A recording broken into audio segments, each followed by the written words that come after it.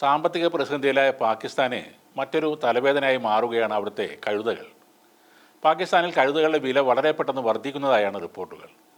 അതോടെ കഴുതവണ്ടി ഉപയോഗിച്ച് ജീവിതം നയിക്കുന്നവരുടെ ജീവിതം ദുസ്സഹമായെന്നും റിപ്പോർട്ടുകൾ സൂചിപ്പിക്കുന്നു. അത്ഭുതപ്പെടേണ്ട കാര്യമില്ല, പാകിസ്ഥാൻ എന്ന രാജ്യത്ത് ഇപ്പോഴും കഴുതവണ്ടികൾ വളരെയധികം പ്രചാരത്തിലുണ്ട്. ഇപ്പോൾ ഈ വിലവർധനയ്ക്ക് കാരണമായി മാറിയിരിക്കുന്നത് പാകിസ്ഥാൻ്റെ ഏറ്റവും അടുത്ത സുഹൃത്ത് രാജ്യമായ ചൈന തന്നെയാണ്. കഴുതകളുടെ തൊലി ഉപയോഗിച്ച് നിർമ്മിക്കുന്ന പരമ്പരാഗത ഔഷധമായ ജിയാവോ നിർമ്മിക്കുന്നതിന് പാകിസ്ഥാനിൽ നിന്നും കഴുതകളെ കൂടുതലായി ചൈന വാങ്ങിയതോടെയാണ് അവിടെ കഴുതകളുടെ വില കുത്തനെ ഉയർന്നത്. കറാച്ചിയിൽ കഴുതകൾക്ക് ഏതാണ്ട് 2 ലക്ഷം രൂപ വരെയാണ് ഇപ്പോഴത്തെ അവസ്ഥയിൽ നൽകേണ്ടത്. തൊട്ട് മുൻപുള്ള വർഷത്തേക്കാൾ 30,000 രൂപ വർദ്ധിച്ചെന്നാണ് റിപ്പോർട്ടുകൾ സൂചിപ്പിക്കുന്നത്. അമിതവണ്ണം കുറയ്ക്കാനും രോഗപ്രതിരോധശേഷി വർദ്ധിപ്പിക്കാനും വിളർച്ച പരിഹരിക്കാനും ചൈനക്കാർ ഉപയോഗിക്കുന്ന പരമ്പരാഗതമായ ഒരു ഔഷധമാണ് ജിയാവോ എന്നത്. ചൈനയിൽ കോടിക്കണക്കിന് രൂപയുടെ വിപണിയാണ് ഈ മരുന്നിന് ഉള്ളത്. അടുത്തിടെ ഈ മരുന്നിന് ആവശ്യക്കാർ വർദ്ധിച്ചു വരികയും ചെയ്തിരുന്നു.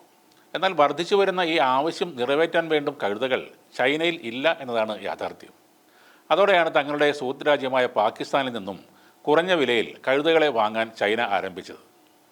കഴുതകളുടെ ആവശ്യകത ചൈനയിൽ ഇനിയും വർദ്ധിക്കാനാണ് സാധ്യത എന്നാണ് വിലയിരുത്തൽ. ആവശ്യമുള്ളതിനേക്കാൾ കുറഞ്ഞ കഴുതകൾ മാത്രമാണ് ഇപ്പോൾ ചൈനക്ക് പാകിസ്ഥാനിൽ നിന്നും ലഭിക്കുന്നത്.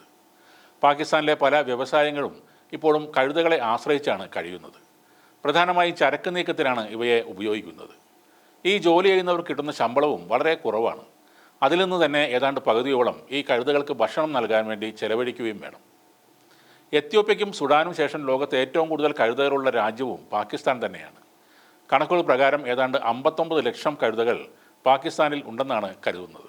അതേസമയം കഴുതകളെ ചൂഷണം ചെയ്യുന്നത് അവസാനിപ്പിക്കണം എന്ന ആവശ്യവും പാകിസ്ഥാനിൽ ഉയർന്നു വരുന്നുണ്ട്.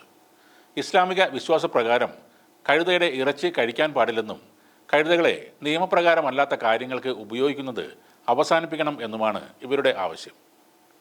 എന്നാൽ വളരെ ഉയർന്ന വില കിട്ടുന്നത് കൊണ്ട് ചൈനയിലേക്ക് കൂടുതൽ കഴുതകളെ കൊടുക്കാൻ തന്നെയാണ് ഉടമസ്ഥരുടെ തീരുമാനം. വിപണിയിൽ വില ഇടിയുമോ എന്ന് ഉറപ്പില്ലാത്തതിനാൽ കിട്ടുന്ന ഈ അവസരം മുതലാക്കുകയാണ് പാകിസ്ഥാനിലെ കഴുതകളുടെ ഉടമസ്ഥർ.